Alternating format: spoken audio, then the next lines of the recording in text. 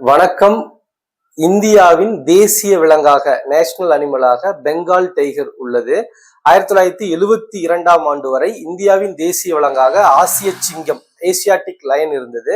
1972 November மாதம் 18 இந்தியாவின் தேசிய விலங்காக பெங்கால் டைகர் அறிவிக்கப்பட்டது. என்ன இந்த தேசிய விலங்கு மாற்றத்திற்கான காரணம் என்னன்னு கேட்கும்போது, இந்த ஆசிய சிங்கத்தை பொறுத்த வரைக்கும் குஜராத் மாநிலம் கிற்காடுகள்ல மட்டுமே அந்த ஆசிய சிங்கம் காணப்பட்டது.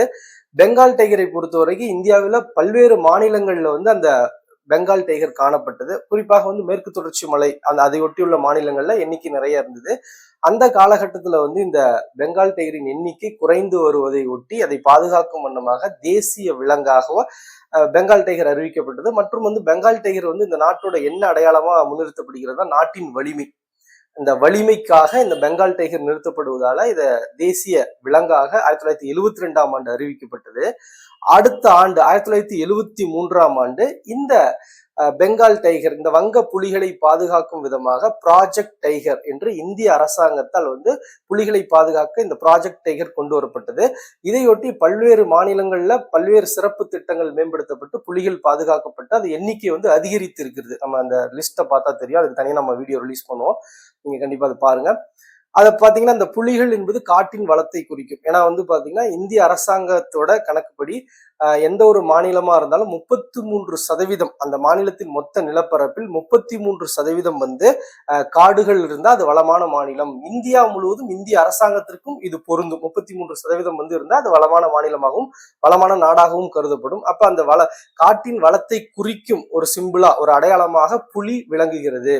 ஸோ இந்த ப்ராஜெக்ட் டைகர் கொண்டு வரப்பட்டு 1973 கொண்டு வரப்பட்டது. இதனை நினைவு கூறும் விதமாக இந்த ப்ராஜெக்ட் டைகர் கொண்டு வரப்பட்ட 50வது ஆண்டு தினம் கடந்த 2023 இந்திய அரசாங்கத்தால் கொண்டு வரப்பட்டது. ஸோ அந்த ப்ராஜெக்ட் டைகர் 50வது ஆண்டு நினைவு கூறும் விதமாக இந்திய அரசாங்கத்தால் மிக முக்கியமான ஒரு சர்வதேச அமைப்பு ஏற்படுத்தப்பட்டது. அது சம்பந்தமா தான் இன்னைக்கு மிக முக்கியமான ஒரு கரண்ட் அஃபேர்ஸை நம்ம பார்க்க போறோம். ஸோ ஒரு கரண்ட் அஃபேர்ஸை பார்க்க முன்னாடி அதுக்கு பின்னாடி இவ்வளவு பேக்ரவுண்ட் இருக்கு அப்படின்னு விஷயத்தையும் நம்ம படிக்கும்போது இன்னும் நம்ம தெளிவா நிறைய விஷயங்களை கத்துக்க முடியும்.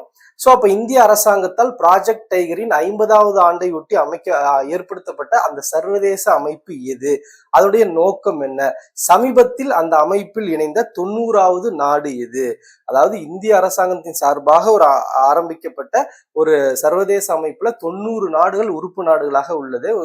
மிகப்பெரிய விஷயமா பார்க்கப்படுகிறது.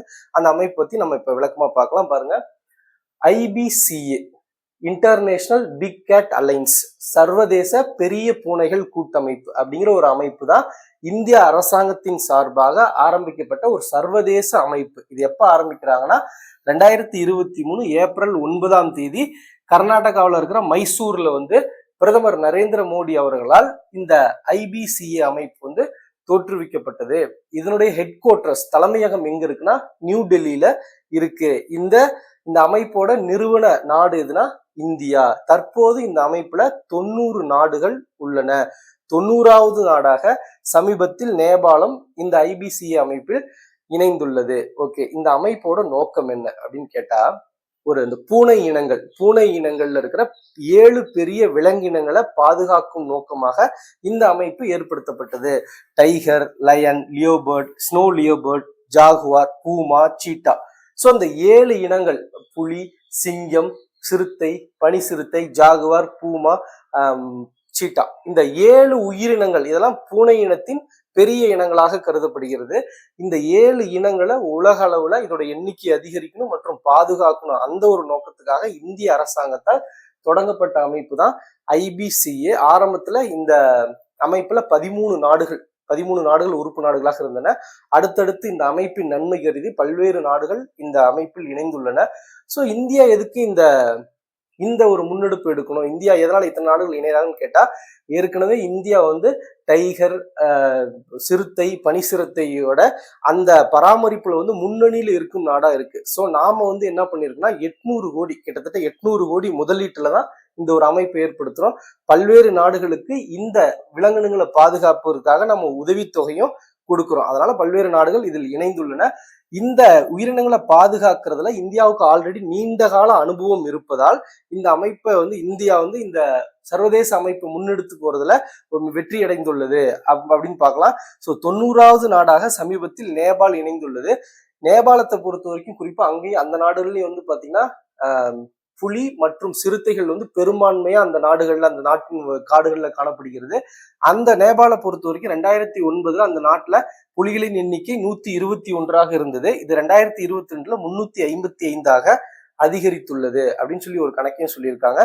ஸோ இதுல கூடுதல் தகவல் என்னன்னு கேட்டீங்கன்னா, இந்தியாவுல புலிகள் அதிகம் உள்ள மாநிலம்னு கேட்டா புலிகளின் எண்ணிக்கை அதிகம் உள்ள மாநிலம் தமிழ்நாட்டுலதான் புலிகளின் எண்ணிக்கை அதிகமாக உள்ளது. அந்த புலிகளின் எண்ணிக்கை எவ்வளவுன்னு சொல்லிட்டு தனியா ஒரு நம்ம காணொலியில பார்க்கலாம்.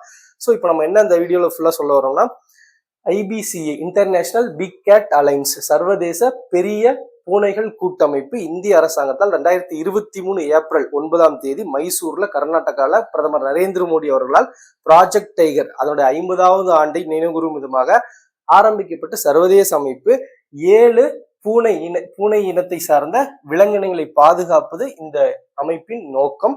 இதுல 90 உறுப்பு நாடுகள் உள்ளன. கடைசியாக இப்ப சேர்ந்துள்ள அமைப்பு நேபாள் நாடு, நமக்கு அருகில் உள்ள நேபாள் நாடு இந்த அமைப்பில் இணைந்துள்ளது. நன்றி.